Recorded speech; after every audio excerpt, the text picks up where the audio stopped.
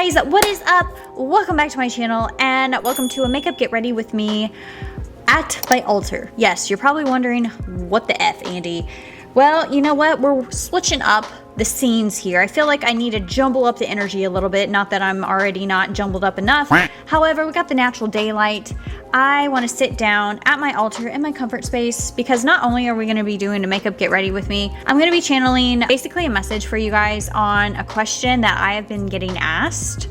So let's dive in. And I have my little mirror because you're probably wondering, how in Sam's hell are you gonna do your makeup? And oh my god, I look scary as shit. Don't mind my, yeah, I had a procedure done and I'm a little swollen because of it. Yeah. So the question that I have been getting asked is, what is the difference between love and lust? So I want to kind of just dive into some realizations that I've had analyzing my own life and the energies that I feel and that damn magnetic pull. Telling the difference between what is love and what is lust, the best way that I can describe it is lust is more of like that magnetic pull, and maybe you guys are familiar with it. You probably have seen it on social media. This is something that I wish more humans would talk about, and it might just be we don't understand it, or we just feel like we're kind of like going crazy, or you know, whatever. But literally, that magnetic pull is lust. It's passion. It's creative energy is really what it is. It's the same thing that creates life, right? It's life force, duh. But where did I put? Time out. Pull my bangs to this side here. Looks like I got a bow. Anyway, a lot of people mistake love, and I did too. That's actually how I met my husband, or got with my husband, was that I felt that magnetic pull.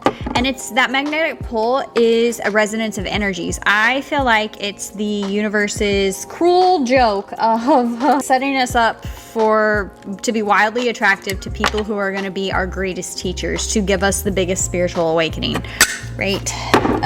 So yeah, that's where we kind of get the concept of twin flames and things like that. It's that fiery magnetic pull. It is passion, it is lust, it is sexual energy.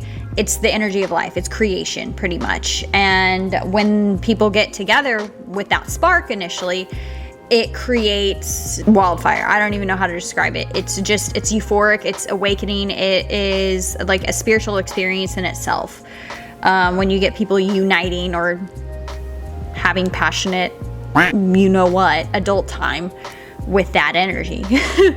However, that's not love, but it is just a sign for you on what you're attracted to. If you know yourself enough and you kind of explore the other person that you're attracted to, like, you know, where you feel that magnetic pull, you probably won't consciously know why you do in the beginning. Maybe you do, maybe you know them and you realize why you're attracted to them.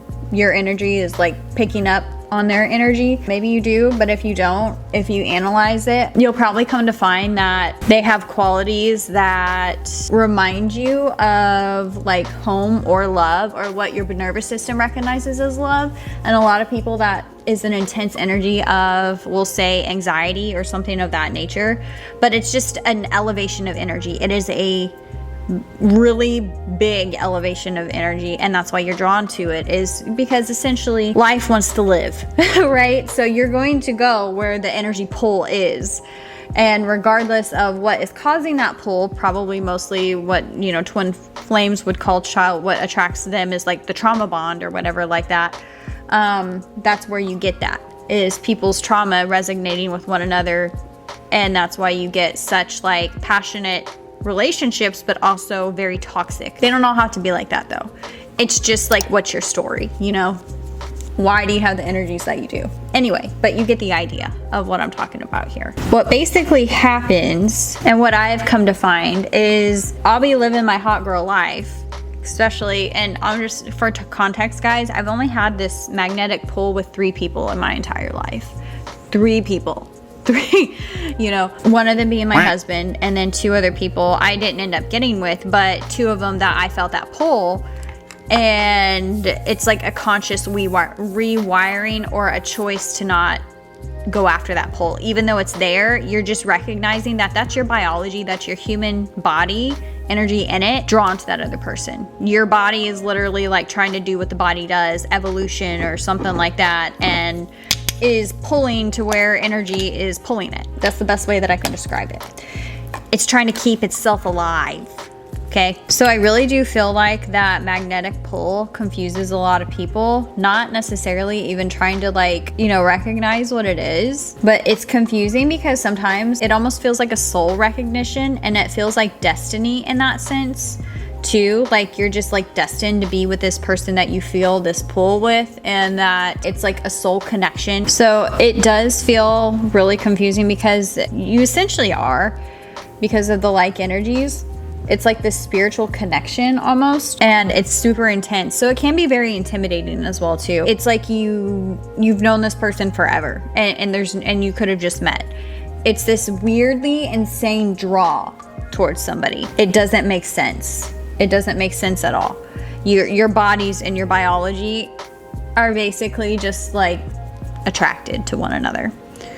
Your energy in the body. And I'm not quite sure. I do believe that, and this, I can't prove it other than like you literally just have to ask the person. And I've only asked, I've only known one officially, but I knew the other one felt it too. But the other person, I'm pretty sure, feels that pull too, if they're conscious of it. Now, maybe they're not conscious of it. I'm pretty sure that both people feel that magnetic pull. So your desire for them pretty much is mostly, I think, reciprocated. Like you're mirroring energies, essentially, is what they call it. So that means that like the other person is matching you to your energy, and you're both feeling that pull towards one another. Now, what you do about it, like if neither party says anything and like they don't go for one another, like say there's obstacles in the way or something like that, it's one of those things where people are like, oh, right person, wrong time type of thing, which I think is bullshit. Every relationship that you come across is not by coincidence, the timing of it or anything. So if it's meant to be, like obviously it'll be, but if not, then it wasn't. These relationships, the magnetic pull ones, the passionate, the spark ones, they're catalyst basically for our evolution. They're going to be the relationships that transform you. And love transforms, yes, but like I said, this isn't love.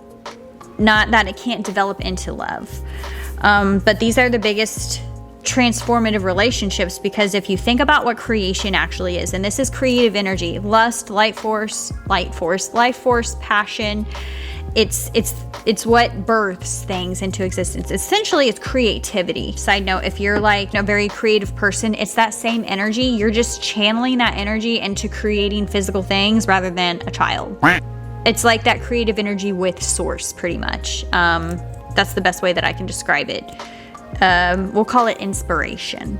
It's kind of a lower, I want to say, level energy of that, but you essentially can inspire yourself. And it's this, we'll get more into it as well, but it's also what I feel like desire is, and it pulls you in that direction as well too. So I feel like it's a combination of all these like different things, or it's the same energy. It's just like, what are you telling yourself that you want to use it for?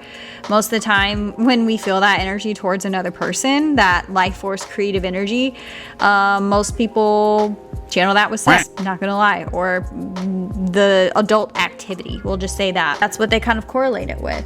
However, if you look at, you know, what we want to say a muse is, the muse embodied that creative energy. It was a woman that knew how to embody that energy. That artist would use her, or even guys can be muses as well too. You can use them for inspiration, for that pull that could pull you forward into like pulling you to either transform, pulling you, and that's where like you would get twin flames in relationships, of it's transformation through a relationship. But for like a muse, let's say if you want to use it for like to create things in the world, You could use a muse to inspire you to create or to go after your goals, or, you know, something of that nature. But it's an elevation of energy that's essentially pulling you in that direction. They're energies that are magnetizing, or the polarity towards one another, right?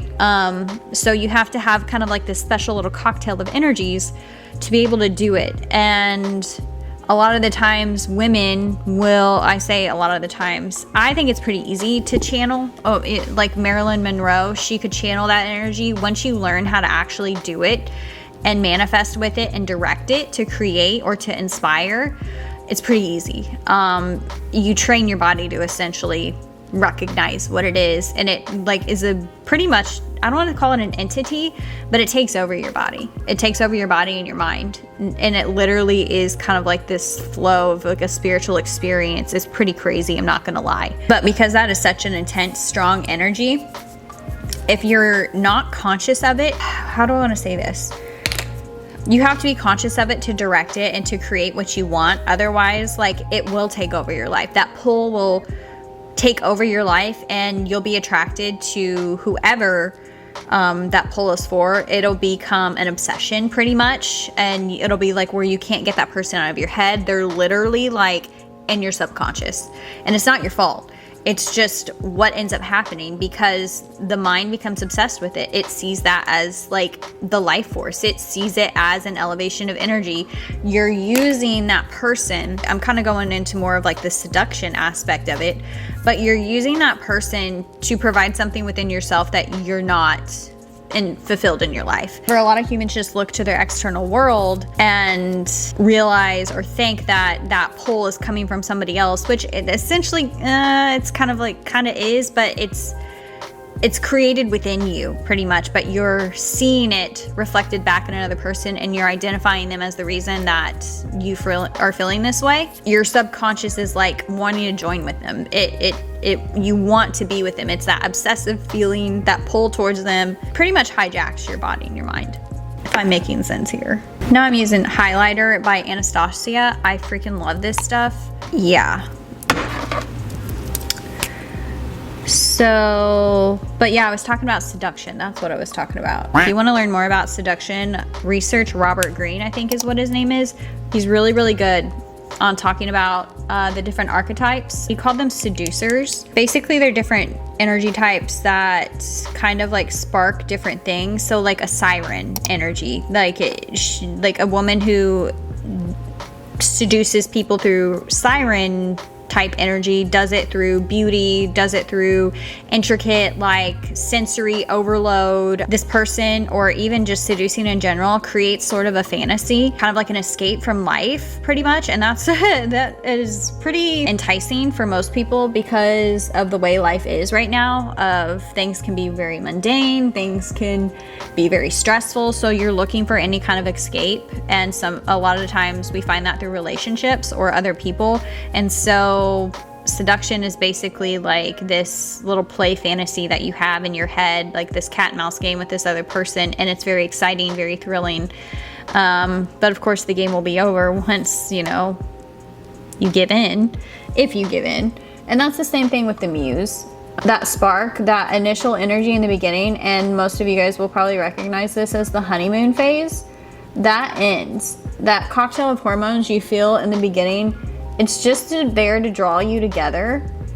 Like I said, I think it's creation's cruel joke to have us basically populate with the people that trigger us the most for our healing, to evolve us. But that's kind of smart at the same time too, because it's a quick way to evolve. However, seduction is just finding basically escape and elevation of energy with another person, with that creative energy. So, but if you give into it, like it's even the same thing with the muse. If you're not conscious of it and using that energy to channel, to motivate you, to inspire you, to create physically with, if you actually do join forces, it will lose its effect because it's like anything that you indulge in life. If you desire something, desire is that pull, right? and it feels special. But when you have something special over and over and over, it's not special anymore. You just get used to it, right?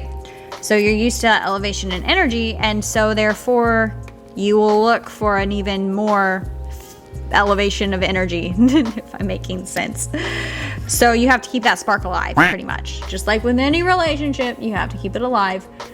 Mix it up. If you can keep that spark going by not partaking in adult activities, or if you keep inspiring yourself, if you feel a creative spark, if you're the one creating it, if you can keep inspiring yourself in life, that energy will stay there, and you'll manifest the shit out of some stuff in life, like quick. However, most people just cave in to the desire, which, you know, desire is healthy, guys. It truly is. You need desire to make movement in life. You do. The song that keeps going in my head is that one by, I can't remember what it's called. It's Wicked Game. That's what it is. Beautiful. So let's talk about what love actually is. Love is a choice. It ultimately comes down to a choice. It is developed, I want to say hormones, but essentially women fall in love with emotional connection, and like that's how oxytocin is released. Men fall in love with things they add value to or that they invest in, and that they fall in love with like the chase, right? So things that release testosterone, the more important they feel as well too. So that like if they do things for you, things like that, like if you make a man feel important in his life and appreciated. However, there could be plenty of different ways in which that energy gets ignited, depending upon the person. Insert XYZ here. Love is basically a choice. This is the best way that I can put it through my experience. It doesn't mean it's right or wrong. You can just take it for what it is. I used to think love was that magnetic pull. It's probably what Hollywood illustrated to us and, you know, Disney movies growing up, because that's what we saw. I want to say love is a combination of peace, trust, feeling safe, basically being able to be your 100% authentic self and feeling safe to do so, and not feeling like the other person's going to abandon you. I feel like that is what love is. It's basically a choice to do life together with somebody. It's a choice to support somebody, even on the days that they're not their 100% self. My old-time spiritual teacher used to say, you know, some days maybe your husband could only give 50% and you step up and you give the other 50%, or 20-80, or whatever it may be. It's a flow. It's a give and a take. You decide to do it with somebody because it's not always going to be easy. That's the best way that I can put it. All relationships are going to go through ups and downs because people change. We're never not the same person. Maybe, I don't know, I think that all humans change. That's what the human body is designed to do. It's harnessing energy, and with every thought that we think that we are, we program our body. So every time our thoughts change, our energy change. We change as a person, essentially. We're always kind of refining ourselves in some sort of way. Ideally, the soul wants growth and change and evolution. That's what it came to do, is you have to do that through experience too. It wants to experience, right? That's why you have things that you desire to do, and desires are basically just energy pulls in a direction of what you want to do in life or what your soul's wanting to do. So it's very healthy energy. Just don't let it overtake your life. That's what I feel like love is. If you've ever entered into a relationship where it was built or, off of that lust and passion, if that's not there and all you have is just like kind of love where you're basically just getting with somebody, essentially is what I'm saying, just to be with them, just to check a box, just so you're not lonely or whatever like that. Maybe they do make you feel safe or some aspect of that, but you're not really attracted to them in the sense of wanting a relationship, but you're settling pretty much. I don't really feel like that's healthy. And a lot of people say like, oh, well, you can have love without that excitement, that passion, that, that whatever. Or maybe that will develop over time and it wasn't initially there to pull you in the first place, right? maybe you can develop that spark. I don't know. I've never done it that way. Anyway, I feel like if you don't develop it and you're just kind of with somebody just to create safety for yourself and that attraction isn't there, it's really not going to be a successful relationship. I highly, highly doubt it. It's like the freaking 20-year-old marrying a 60-year-old millionaire for his money just so she can feel safe and do what she wants in life, but there's no desire or passion or attraction to the person. You're just in it for one thing and one thing only. And he's probably so is he. However, I just don't think that it would be successful, and you won't get a lot of transformation out of it. And honestly, like, guys, I know for me, my partner has to inspire me. That spark inspires me to be a better person, and it helps me come into more of myself. Now, you can do that also with feeling safe and feeling at peace and grounded. You can come into more of yourself that way, but there was always no desire to move forward. I know for me personally, when I feel satisfied in life, and that's when I feel that, I'm gonna call it the comfort zone, guys. I'm gonna call it the comfort zone. I feel that comfort zone with a person, there's no motivation to change. There's not. There's no motivation to go after anything. If my partner doesn't inspire me and we're not motivating one another, we're not going after goals together, essentially, you know, it just ain't it for me. And that could just be a me thing. But it's like kind of anything in life. If there's something that I'm not inspired to do, and don't get me wrong, inspiration comes and goes. I totally understand that, guys. There is something that I believe that is special about that desire. Like, you need desire to move forward. The energy pulling you forward has to be greater than where you are at, right? To make you want to move. That's the best way that I can put it. Whereas, like, even like when you have spiritual experiences, you'll hear people talk about this going to Sedona. The energy there is just like elevated. It's beautiful. It's grounding. It's very spiritual. You'll be so at peace and just kind of like flowy and, you know, kind of, I don't even know how to describe it, but I've been there before, of where you're just euphoric pretty much. You don't want to do any work. You don't want to grind. You don't want to go after your goals. You don't basically want to create. You just want to basically be peace, light, and love and sing Kumbaya all day. That's really not a human experience, in my opinion, as I've done that before. You don't accomplish much whenever you're not doing the human experience. What I desire to find in my life is somebody that I have that magnetic pull with, that the excitement, the lust, the passion, the creative energy with, but also is conscious enough that they understand psychology, they understand energy, they understand relationship dynamics between the masculine and the feminine, and they understand what love is. You can basically have that attraction to one another, that intense connection, sexual energy, you know what I mean, transformative energy pretty much, and you can use that consciously for the relationship. You can use it to evolve. You can use it to build a life together in the physical realm, and inspire one another. You can use it to have, you know, fun. It's an elevation of energy. It's life-giving, right? So I feel like you can have that, and you can consciously choose where to channel it. Now, with that will come triggering points. It will come with somebody who is going to mirror back your shit to you, right? So they understand it too, is what I would desire to find in a partner. And then you can choose, you know, to hold space for one another. You can choose to communicate and work through things. You understand what love is, and it is a choice. So you're both basically conscious humans of energy, relationship dynamics, and what love is, and it's work, and it's a choice to choose one another over and over and over, and that's what's going to create that safety as well too. It's what's going to create that peace.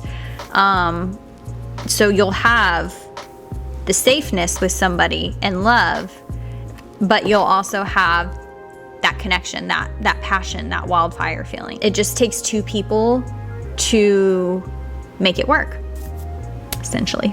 Anyways, guys, I hope that this video helped you. Sending you guys all my light, my love. And my makeup is done. It's just a very plain look, actually. It looks not that great. Not that great. That's okay. We didn't need it to be fantastic.